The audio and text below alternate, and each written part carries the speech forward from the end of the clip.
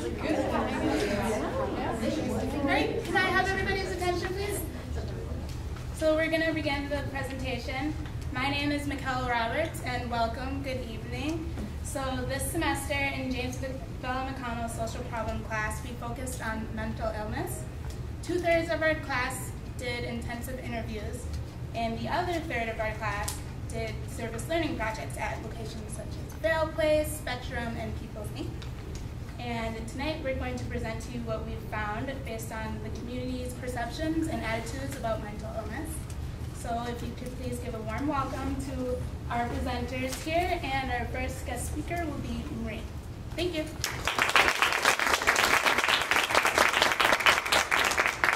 So I'm going to start off the presentation with a story titled Why Depression is the Nastiest Acquaintance of All Time. I have a friend. Well, he's not a friend exactly. More of an unruly house guest who always overstays his welcome. He never announces when he's coming and always leaves the place a mess. His name is Depression, and needless to say, he's a pain. In fact, I wish I could swear him off entirely, but unfortunately, due to my brain's clumsy approach to biochemistry and a heady mix of social and psychological factors, he usually is hovering somewhere in the background, like an evil and unfunny photo bomber, even when he's not on an official house call. To put it mildly, he's a bully. He's made me cry, he's made me hate myself, he sucks the energy from my limbs and the concentration from my head. He's made me lie in bed for days, unwashed, uninterested in food, friends, or family, while my mind rides a horrible carousel of self-reproach and despair, a slowly spinning circle of negative thoughts with no off switch and no clear exit. Bills go unpaid, dishes go unwashed, and phone calls go unanswered. The rest of the world slips away, and it's only him and me, or really zombie me, groaning quietly to myself and probably wearing last week's pajamas. Sometimes there will be an event heralding his arrival, a breakup, job stress, or money troubles. Sometimes it seems there's not much at all to bring him around. He's a bully after all. The foot that sticks out and trips me up when I thought everything was going along okay. Before I know it, I'm flat on my face again, unable to pull myself up, and sometimes unable to even cry for help. In our society today, situations and feelings like these are not uncommon. Nearly 1 in 5 adults and nearly 50 million people in the United States have suffered from a mental illness in the past year. These mental illnesses can include emotional or behavioral disorders that can be influenced by environmental factors. Economic troubles have especially influenced a significant rise in emotional disorders and overall emotional well-being in the more recent years. This highlights, though, that while mental illness is experienced individually, there is a social dimension to it as well. So we are asking, how are perceptions and attitudes toward mental illness shaped in the U.S. today, and how might society as a whole work towards a higher knowledge of such a common matter? It is important that we understand these concepts, considering how relevant mental illness is in our world today. Now I'm going to turn it over to Amy, who will be sharing the theoretical framework of mental illness.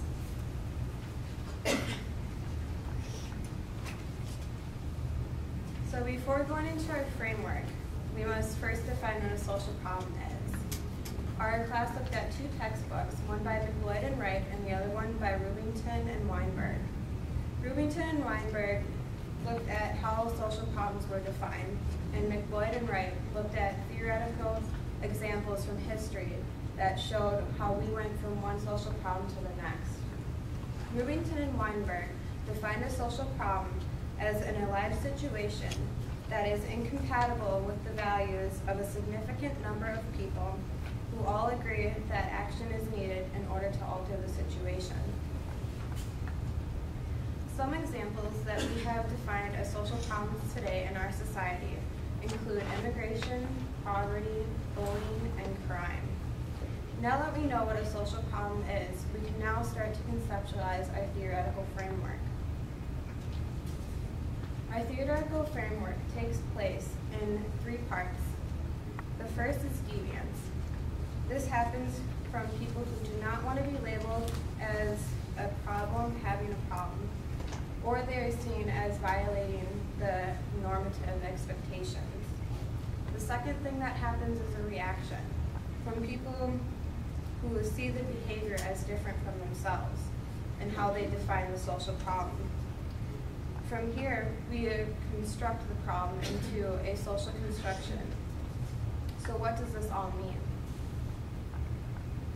Well, Talcott was the first person who was credited as developing a social schema. He was the first person that created a thing, how people act when they have a mental illness. He developed 4 different stages. The first being that people realize the symptoms. After realizing the symptoms, they realize something is wrong, and so they become sick. They enter the sick role. After that, they seek help from a physician and enter the role of being a patient. From here, they enter the role of the wrong road of recovery. The way social construction is said to work is by having conditions where groups of people make decisions about a certain audience. In other words, people make judgments about people who are different from themselves. Now that we have defined what a social problem is in terms of mental illness, we will now begin to talk about the reaction that happens, which Michael will be discussing.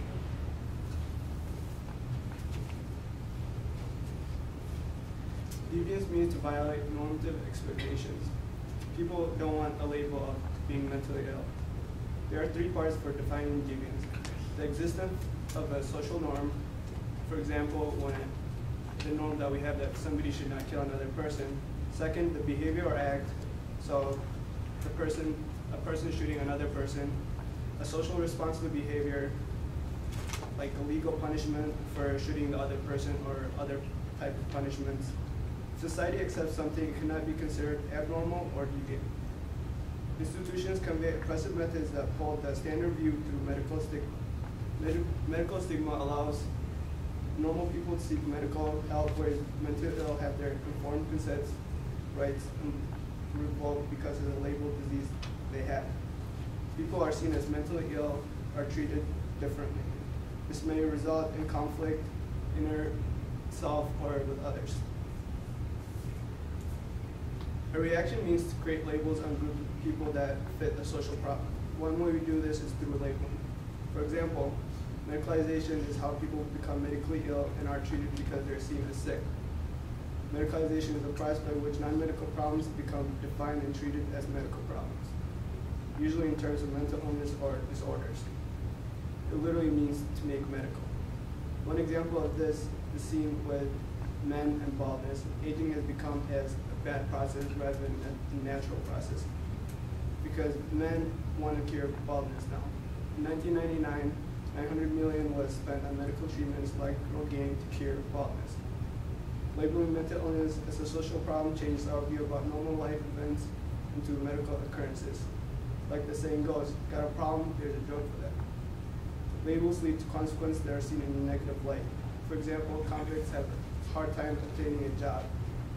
Sometimes a person or group that has not even violated a law yet still can be labeled as deviant. Another reason that some deviant actions are medicalized is so that doctors can have the situation be something only doctors can talk about and not normal people, because it's a medical problem. Now Ty will talk about the macro statistics of mental illness.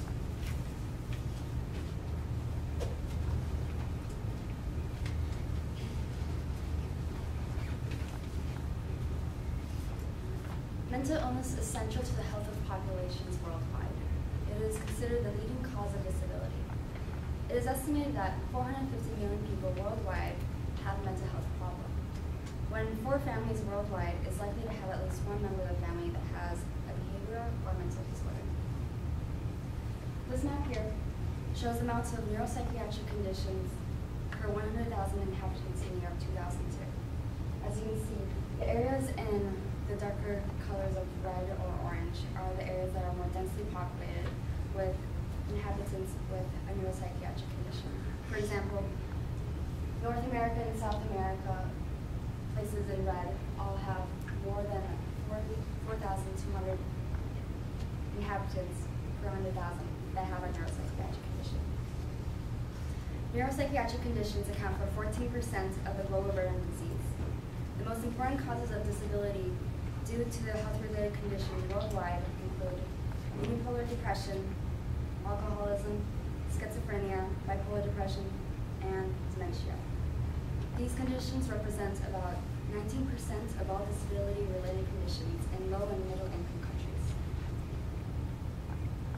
Despite the high prevalence of mental disorders, mental health has been a low priority on the global health agenda, and disproportionately few resources are dedicated to it. This map here shows places with inadequate amounts of human resources for mental health.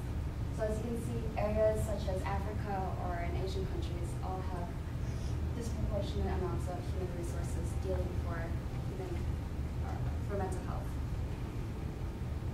Fewer than 1/3 of adults and 1/2 of children with a diagnosable mental disorder receive mental health services in a given year.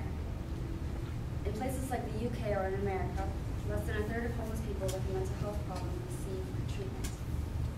So now let's take a closer look at mental health by examining America. 1 in 4 adults, approximately 57.7 million Americans, experience a mental health disorder in a given year. 1 in 17 lives with a serious mental illness such as schizophrenia, major depression, and bipolar disorder. And about 1 in 10 children live with a serious mental or emotional disorder. This map here was released by the National Alliance of Mental Illness, rating the states on their overall care and treatment of people with mental illness. And as you can see, no state had been given a letter grade of an A. In fact, the overall nation's grade was given a letter grade of a D. The economic burden of mental illness in the United States is substantial, with about $300 billion in 2002. According to these graphs here, you can see that total expenditures for mental illness have been rising. The first graph here shows that in 2006, the total expenditures have been $57.5 billion. The second graph right here shows the number of millions of Americans.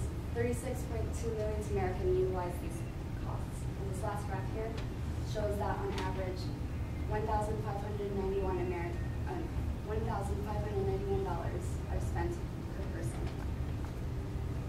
Taking a closer look at mental illness, we will now look at a case study done on Augsburg College, presented by Augsburg.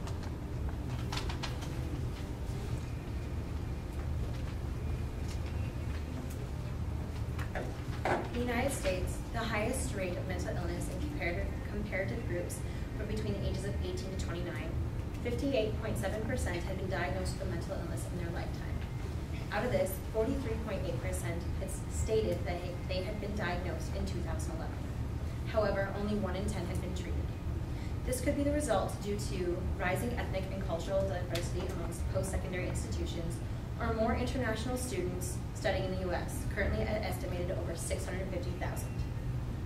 With rising mental health issues, it is imperative that the United States understand and provide resources for mental illness. The University of Minnesota conducted a study on 17 post-secondary institutions focusing on mental illness among students living on campus. The purpose of this study was to focus on how mental illness impacts the students' ability to engage in their studies, opportunities, and their transitioning into independent adults. Augsburg College in 2011 was invited to be a part of this study. The University of Minnesota asked 2,000 students at Augsburg College to participate, getting 1,070 response, making this an over 50% response rate. The study found 41% of those who had answered had been diagnosed with a mental health issue in their lifetime. 30.4% of this had been depression, while 24.9% of this had been anxiety. These were often the results of stressors. A stressor is defined as life events that would put a significant amount of stress on the student and range from getting married to failing a class to being arrested. The highest reported stressors included death of someone close to you, serious physical illness of someone close to you, or a serious conflict with a roommate or housemate. Students were also asked to report any risky behaviors due to these stressors. The highest were gambling, drinking, and tobacco use. With depression being the most reported, the results of the study found students aged 20 to 24 experienced the most depression. This could be due to the loss of the support systems as they transition into independent adults and gain more stressors from jobs in college. Students also reported having been diagnosed, reported on their medication use. 12.5% of the students reported being prescribed medication within their lifetime. This was higher reported amongst females. However, 9.6% of the students reported they were currently taking medication, and this was more reported amongst males.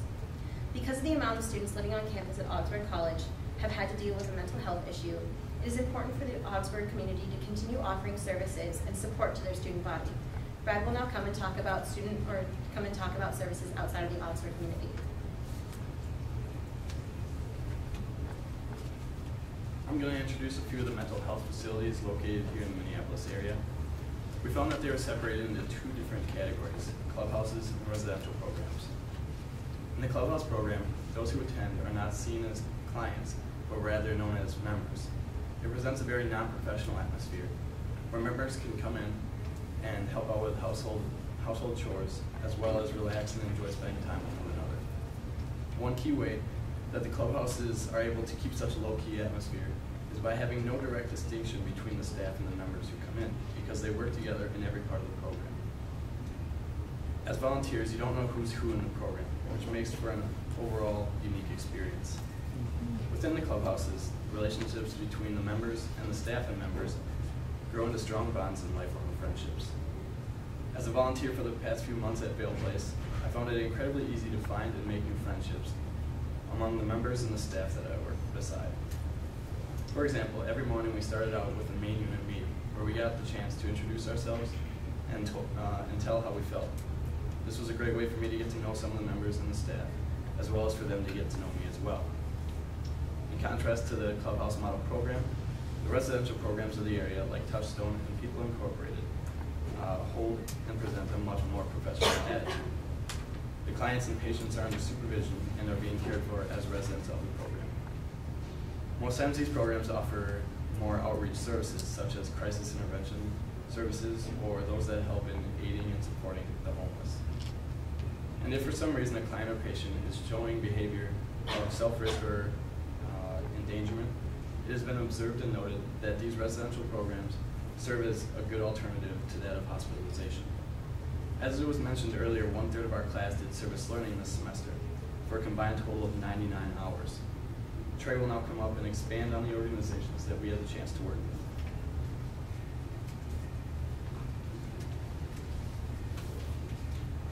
In the class of social problems analysis, students worked with 3 different organizations in the metro area.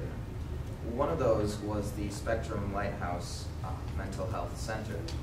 Spectrum is part of a larger organization called Resource Inc., who have a social justice agenda and a mission that reads, to empower people to achieve greater personal, social, and economic success.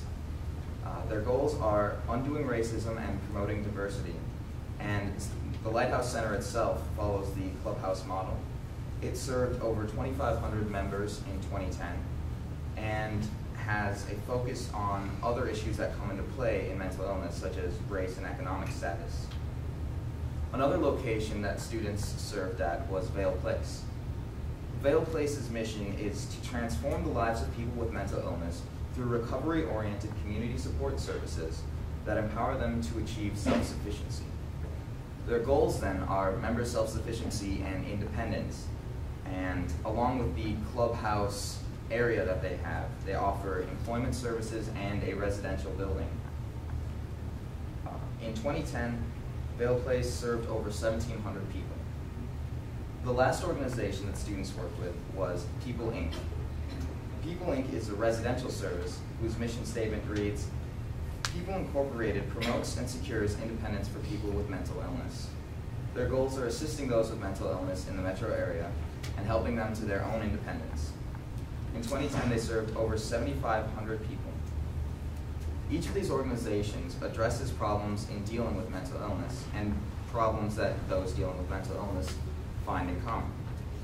They all have focuses on empowerment and recovery, as well as strong focuses on independence for members, while at the same time fostering senses of community within the centers. The idea behind this is that if members have a community within the center that they can socialize and exist in, they will be better equipped to interact with other communities around them. Furthermore, all of these organizations discourage labeling, as they see it as a main component of the stigma of mental illness. In my own service learning at Spectrum, I gained a better understanding of those with mental illness and the common problems that they face. In addition, I have learned very much about the systems of treatment and recovery in place at Spectrum and centers like it. Now that we know a little bit about the organizations, Liz will discuss the efficacy of their methods and defining success.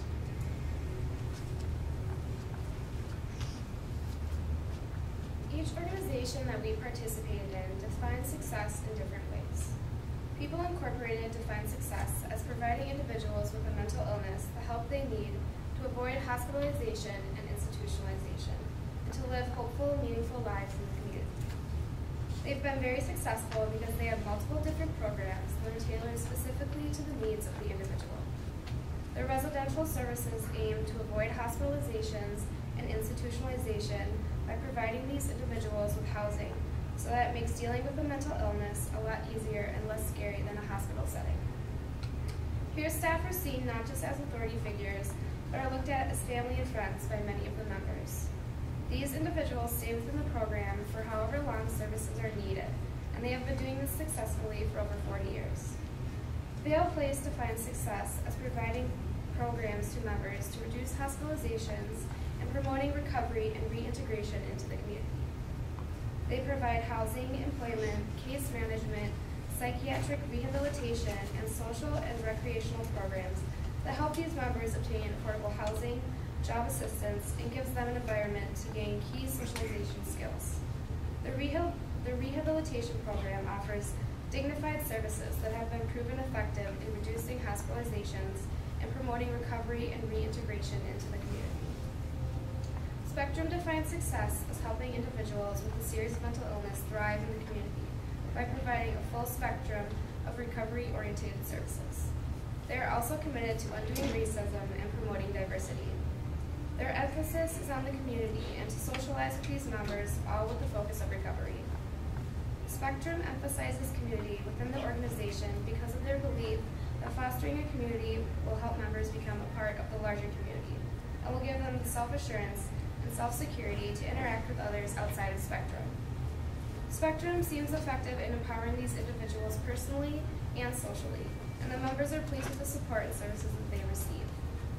Minnesota has been recognized as a leader in humanizing its psychiatric facilities by changing them from custodial institutions to treatment programs designed to meet specific needs of their residents. People Incorporated, Vale Place, and Spectrum are just a few of the many good organizations that are out there to help people receive help for a mental illness in a humanizing way. Learning about this social issue of mental illness and experiencing it firsthand was very beneficial. I had the opportunity to do hands-on experience and grow personal relationships with these members. Volunteering has changed the way I look at mental illness and has rid my negative perceptions that I had in the beginning to a much more positive outlook. Now I'm going to introduce Maggie, who will be covering personal interviews. As you heard, the class split up between service learning and conducting extensive interviews. We had a total of 50 interviews conducted to answer our research question of how our perceptions and attitudes of adults toward mental illness shaped in the U.S. The demographics of the respondents are in the categories of age, gender, race, and occupation. We attempted to diversify the interviews as much as possible. With a small sample size, these were the results that we gathered. For gender, males were 38% and female 60%, and identifying as queer 2%. In age, most of our respondents were in 70% of the age range of 18 to 29. For race, for example, we had African and African American respondents of 18%. In occupation, social services interviewees said that they worked in those various services at 18%.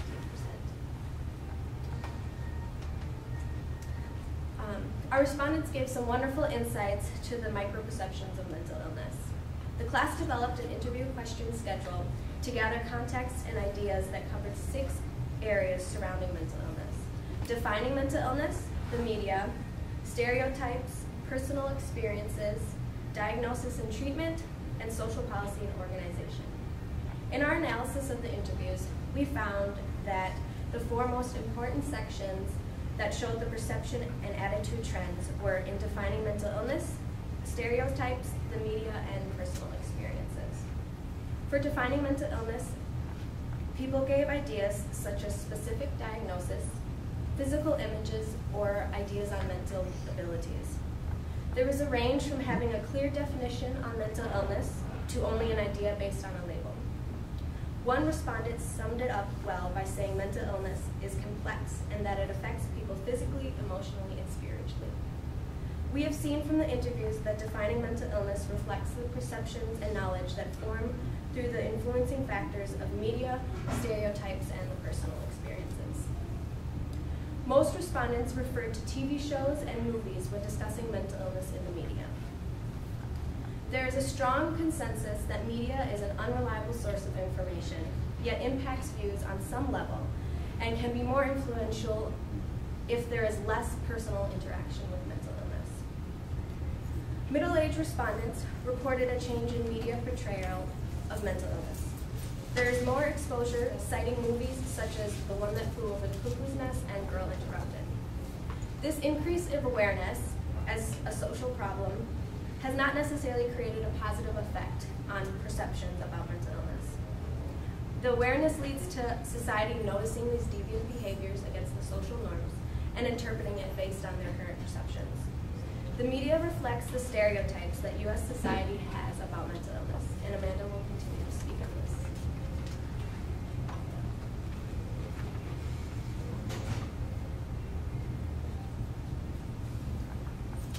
We've chosen to discuss stereotypes with you because of the strong impact they have on those who are labeled as having a mental illness. During our interviews, people identified factors such as fear and lack of understanding for the main reasons that stereotypes are perpetuated. One interviewee stated that a lack of understanding can come from either a person does not have hands-on experience with mental illness or they have not been educated about mental illness. During our interviews, we heard about three main types of stereotypes, the first being physical. Specific examples given of physical stereotypes were behaviors such as talking to oneself and acting aggressively towards others for no apparent reason. The next type of stereotypes were defined as social. Examples of these stereotypes were not understanding physical, spatial, and touch boundaries, and telling strangers too much personal information about oneself. And the final type of stereotypes were about mental abilities and ability levels. Examples of these stereotypes were not being able to understand simple tasks and not being able to live on one's own. During our interviews, we found that the most common stereotypes reported were both physical and mental.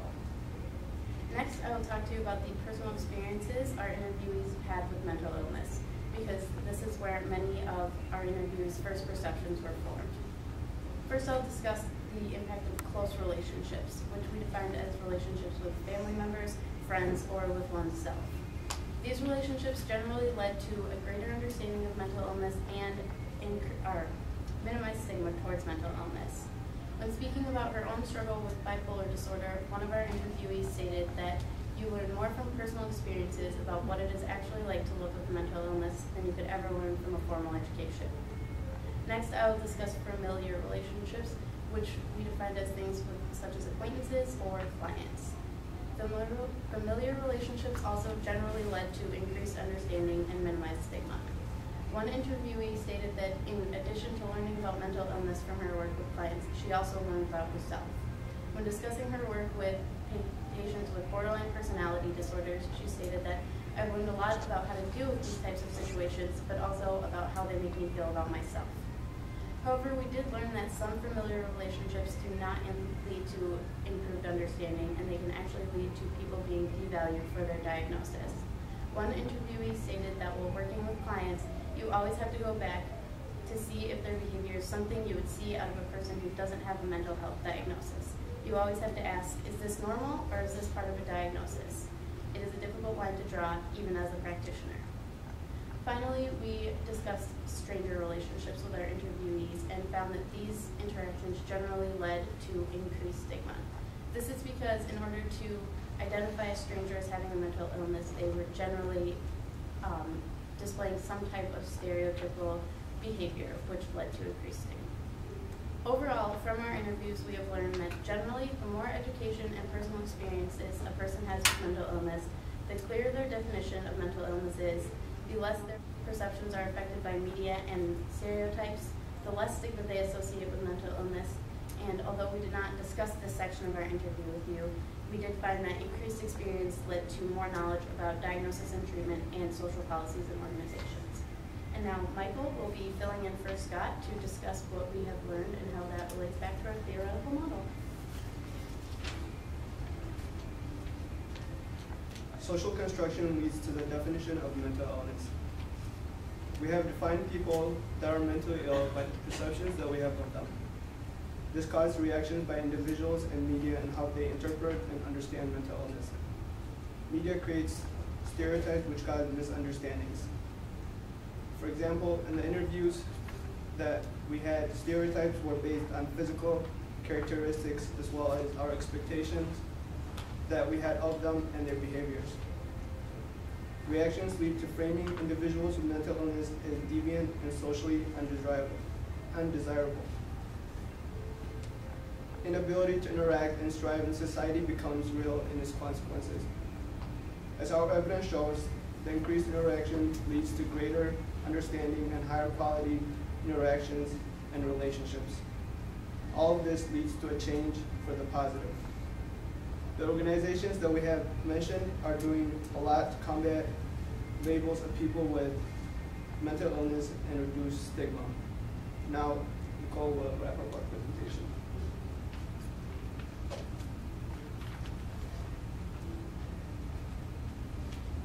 To wrap up this presentation, I'm going to finish with the story I presented earlier.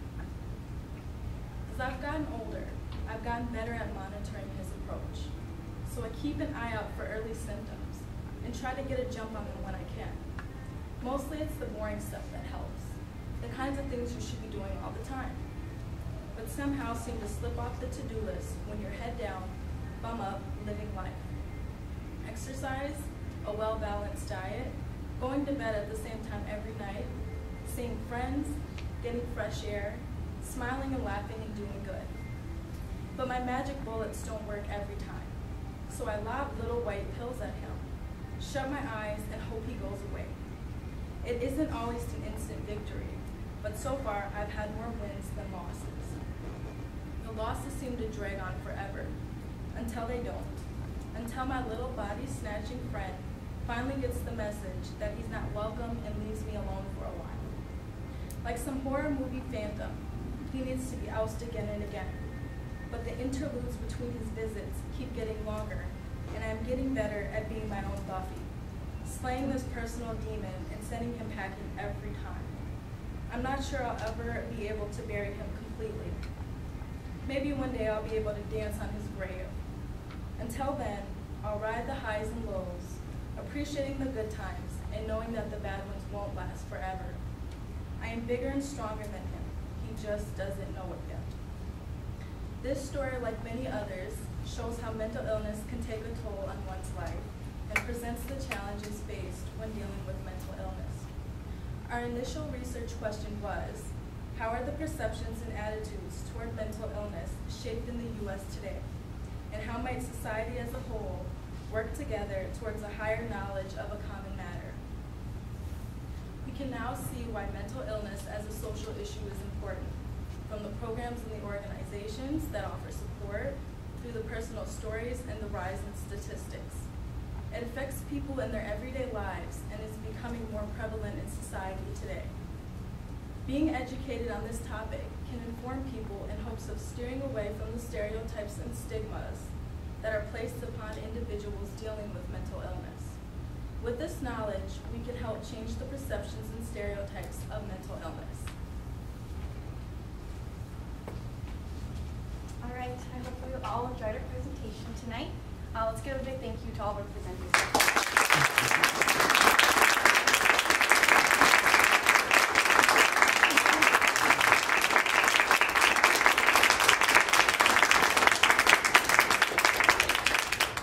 At this time, I'd like to open it up for any questions that any of you might have for our presenters. Yeah. We don't like to be diagnosed to have mental illness, but just as we all have, we're not 100% physically healthy all the time. We all have our challenges for our own mental health. We have stress, and we have anxiety, depression, and of course the most important question is how can we help those who are identified with mental illness. But do you have the sense that as you learn how to help them, you're also helping yourselves, helping everyone?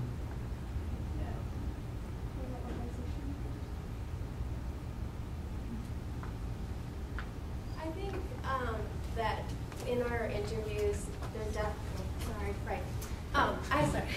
I think that our interviews show that people are learning more, and that will definitely lead to an understanding of how to help people. A really big answer when we asked, well, what could change in social policy, people said more money or more services. So I don't know if there's anything in the service learning that would reflect that, or how I personally was doing interviews, so I don't know that part. Yeah. One of the maps that was presented pretty early on looked at the rates, and the way it was framed is the number per 100,000 of people who have it. And so was there any discussion versus diagnosis versus actually, because we really can look on the map and see countries that have different healthcare systems. And so was there a discussion on a global issue of what that means to have been labeled it in one country, but crossing a border would change that label?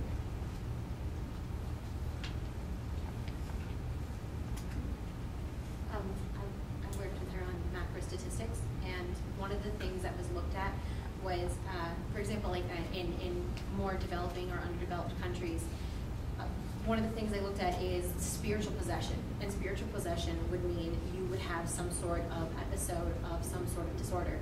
And to that rural community, that's what it was. The label was different, the treatment was very different, and even the stigmatization was very different. However, when an individual of some field, which I can't say fully, looks at it, they can interpret that that's their version of mental illness. And we looked at things like in India, Zanzibar, and I think a few other places throughout the course.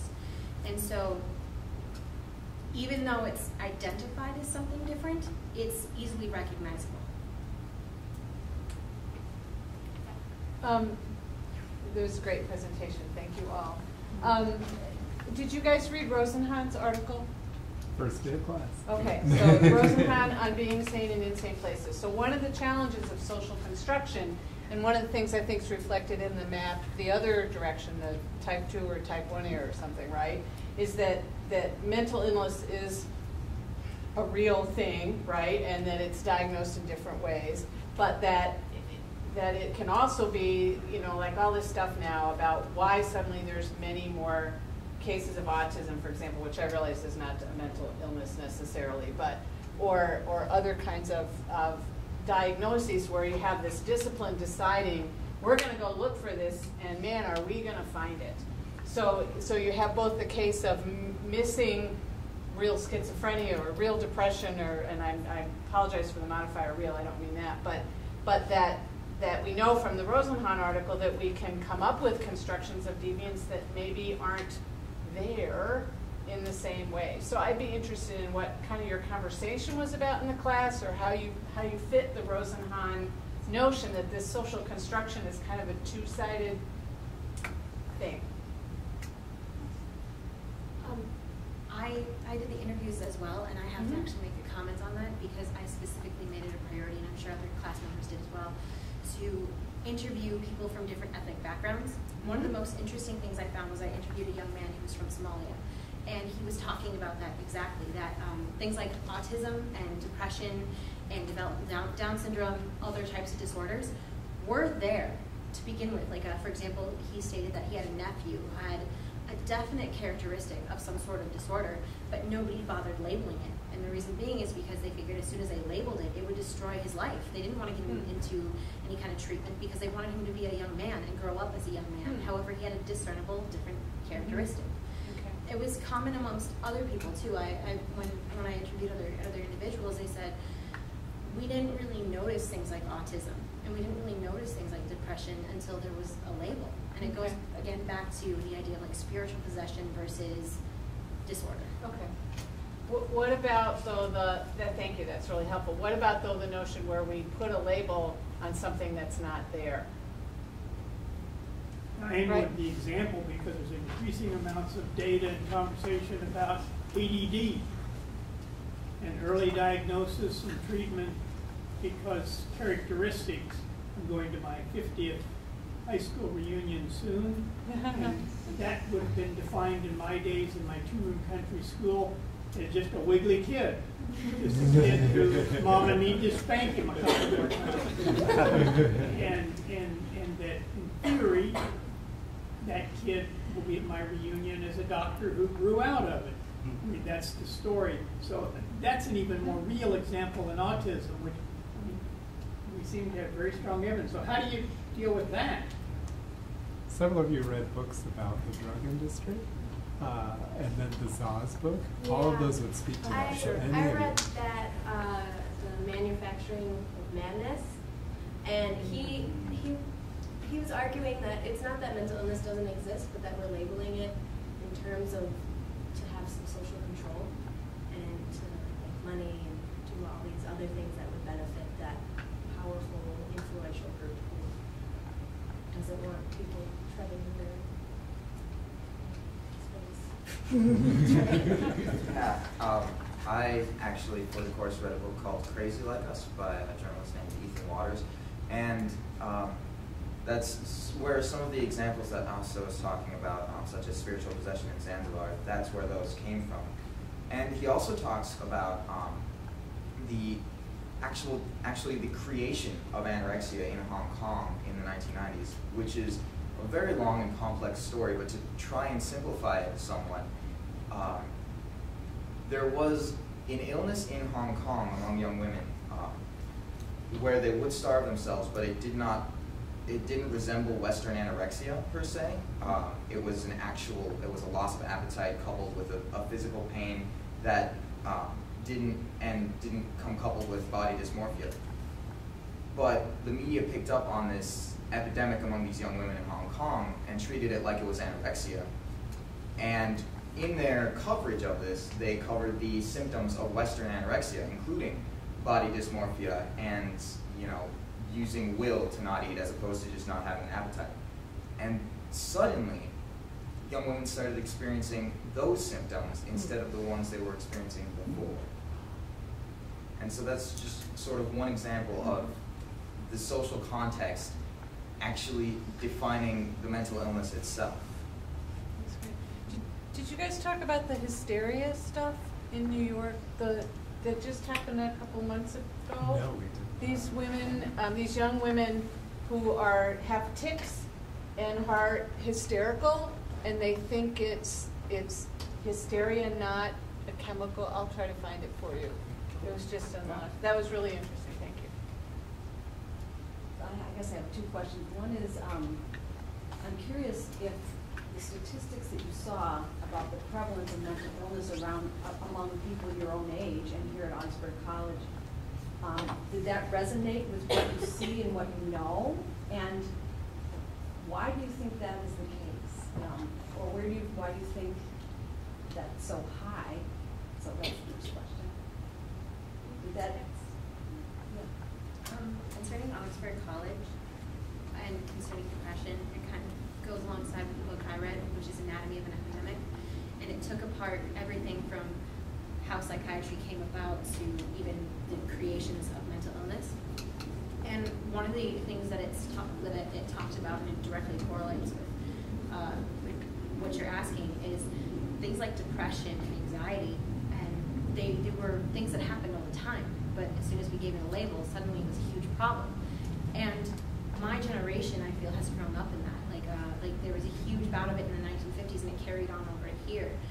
And so when we grow up in this time period, if we're feeling depressed for 2 weeks, or we're feeling depressed for a month, and it's due to simple things like a fight with a roommate, we can seek help for that. So I think it's kind of a vicious cycle, and concerning like the statistics, it doesn't surprise me. And the reason being is we're in a culture that states, well, if you're upset, you don't have to be upset. You can go get that fixed. And like Michael said, there's a drug for that. So then we go to the CCHP, or we go to like the walk-in counseling center, and we expect it to be fixed. And if it's not, then it's even worse. It's a depression, rather than thinking of like, oh, as the story said, how can I go fix this by being with friends, or how can I go fix this by doing simple little things? So again, it doesn't actually surprise me. With that question, I remember reading an article, like, I'm not sure when it was, but they had stats from 1990 to 2003, and they found out that for prevalence, there is no like significant difference, but there is a significant difference in the amount of treatments there's out there. So there's more treatments, even though there's not a significant difference in the amount. So, And then, if I can, my second question was for the service learners, if they felt that there was some that was a good part of the course, that added some value to the learning of the course. Absolutely. Yeah, I felt like it helped me gain a better understanding of what mental illness looks like. I got the opportunity to conversate with almost all the members on Wednesdays when I'd go volunteer, and it really opened my eyes to what it looks like.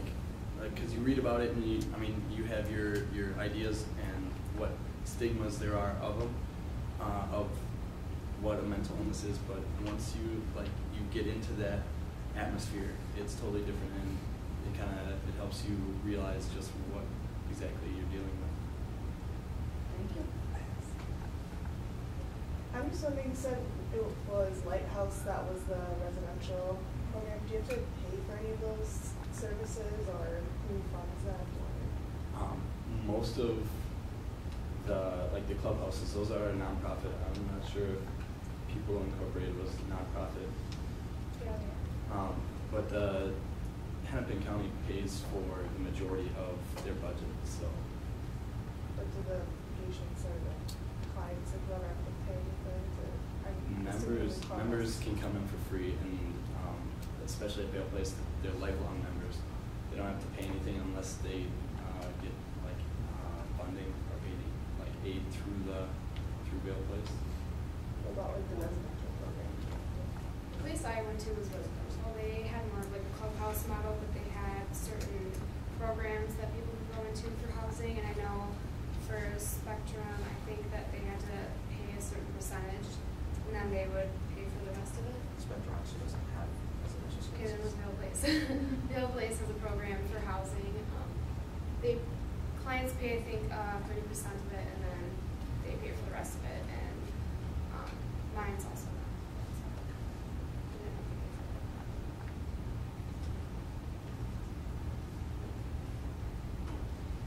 Were you surprised in your studies? Was there anything that surprised you or gripped you about what you learned? And if so, what was it?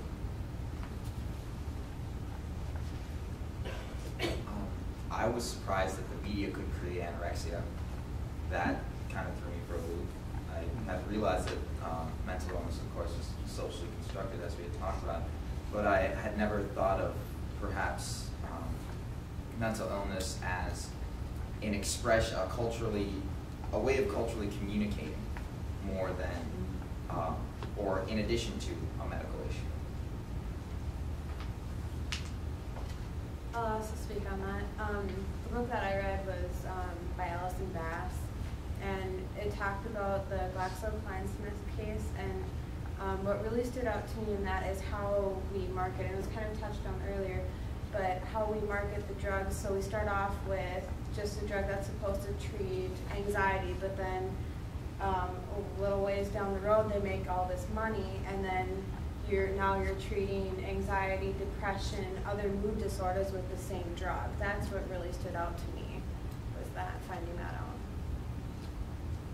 Yeah, I think for me, one of the big things was with our book discussion, our group talked about taking normal behaviors and transferring them into the diseases.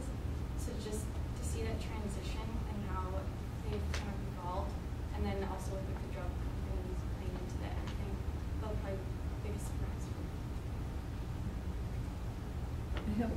Oh, go ahead. I was going to say, I have to say the biggest shock for me for the whole semester. I have to say the biggest shock for me for the whole semester was in the book I read. And this is not a slam to psychiatry whatsoever, because it is necessary in some aspects, and there are people who do need those medications. However, what I found out is not only did psychiatry start out of finding treatments that were not humane whatsoever, it's also been struggling ever since it was created to be a profession, to actually be medical. And it's gone through its ups and downs, not because of market and money, but because there's a lot of people who say psychiatry doesn't exist, and there's no need for them. And so for me, that was just astounding. Well, my follow-up question to you all is, if you could change one thing about I need to say this right, not about what you learned, but if you had a recommendation for society, what would it be? What should we do different? For me, I think through a lot of the articles that we read, they're presented to each other, and then through the interviews, is that people seem to know about it as a social problem, but they don't want to talk about it. It's one of those quiet things that's still really taboo, even if it's accepted as, I mean, it's heading toward a normalization of whatnot, but people still don't want to talk about it because of the stigma. So even if you know about it, there's still all of those back issues. Can I say one more to your question? Mine for that would be kind of to find a way to treat both all people with mental illnesses equally, and then equally along with people who do not have mental illnesses. I did an interview with a woman who's very well educated, who the woman who spoke about having bipolar disorder, and she said that as kind of an authority figure, she's looked upon as, you have a mental illness, can you tell us all about having this mental illness? But then she also sees on the other side people who are not as well educated as her being looked at as, you have a mental illness, therefore you can't tell us anything. And so it was amazing to me the vast discrepancy that people who have mental illnesses are treated. I think that needs to be narrowed down and then equaled out to everyone else. This is one of those not in my backyard questions having to do with the clubhouses. For those of you who served in the clubhouses, did you encounter any kind of discussion or reaction about neighborhoods having a house like that in that neighborhood, and whether or not it was accepted? Or was it not a factor? I, for one, never heard such a conversation. Okay. There was really no discussion about that. I can answer your question if I drew from my personal work employment history. I've been in group homes for a while, and I've been at locations where the neighbors bring them, like he's a huge gardener and he brings them flowers all the time. But I've also been at locations where they call the company and start yelling about how someone was scooting down the street in the middle of the road, even though it wasn't even our resident, it was somebody else. So it's really, it varies, I think, depending on the neighborhood and just the individual person. Do you see a development of treatment to be more individualized rather than a stock treatment in the past? Is there a progression for that?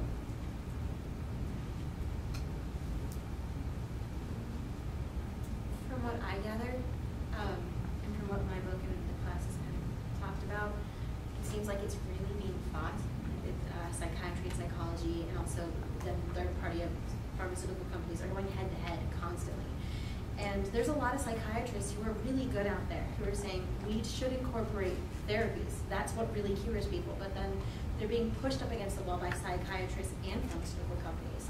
And then there's the aspect that they're trying to figure out whether or not, as stated, whether or not they're a profession and they have the right to constantly diagnose these people, and if they know what they're talking about. So it's a big fight.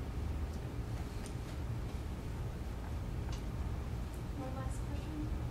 A very mundane question. The map showed Oklahoma in dark, my home state. It made it look like it was the only state that got a B grade. Would someone interpret that as so I can tell my wife that Oklahoma's good for something? Does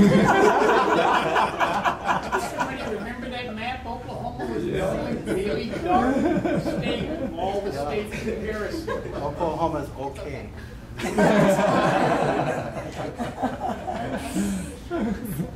I just have a quick comment, and that is, I think you guys did an excellent job. Thank you so very much. It's very good.